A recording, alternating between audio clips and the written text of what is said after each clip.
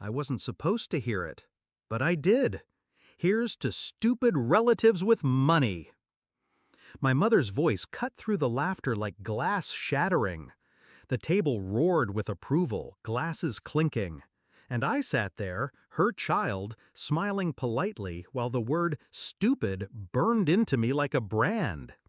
That was the night I stopped being family and started being a storm. It hadn't always been this way. I used to worship her. My mother, the sharp tongue, the perfect hostess, the woman who built an empire out of manipulation and wine-soaked smiles. I thought if I worked hard, if I achieved enough, she'd see me. Instead, she saw my wallet.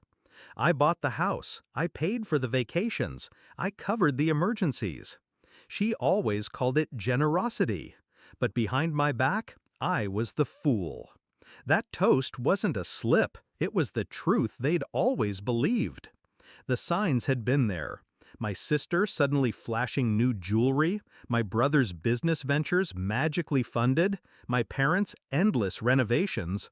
Money leaking from me into their hands like water through a sieve. And when I wasn't in the room, the jokes flowed freely. She doesn't even ask questions, she just signs the checks.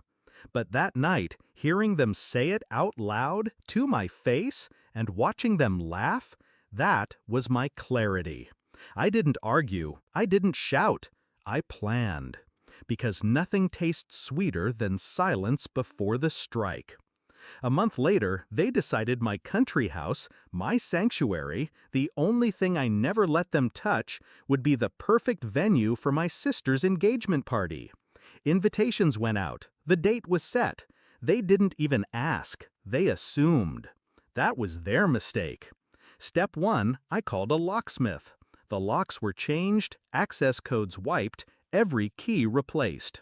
Step 2, I called the police station.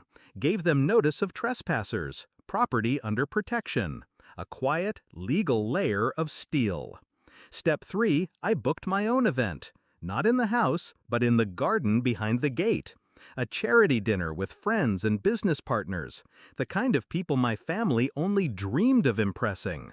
2 worlds, 1 address. A collision waiting to happen.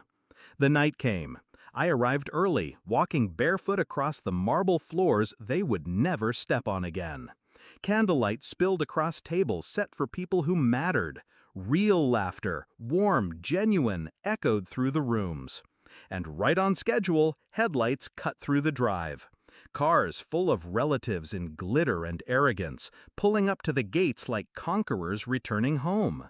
Except, the gates didn't open. I watched from the balcony as they gathered outside, confusion twisting into anger.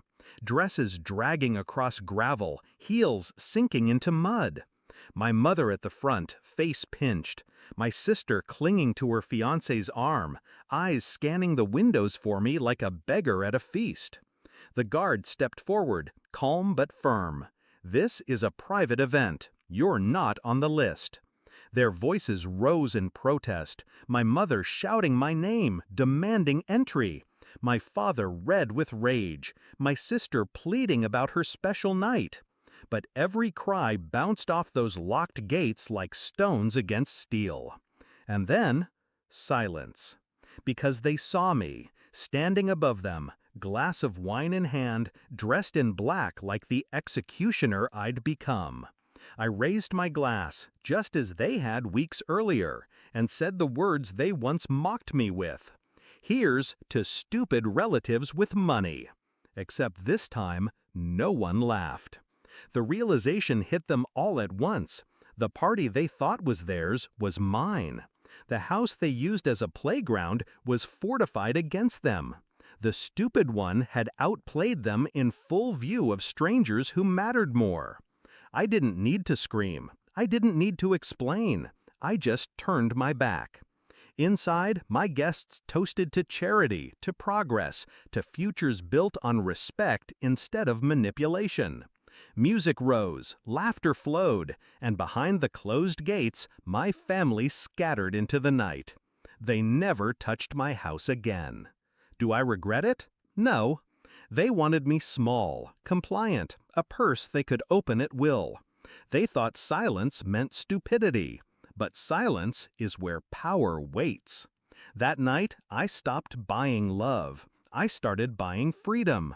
And when I hear the echo of their laughter in memory, I don't flinch anymore, because I know the sound of their silence after. That's mine.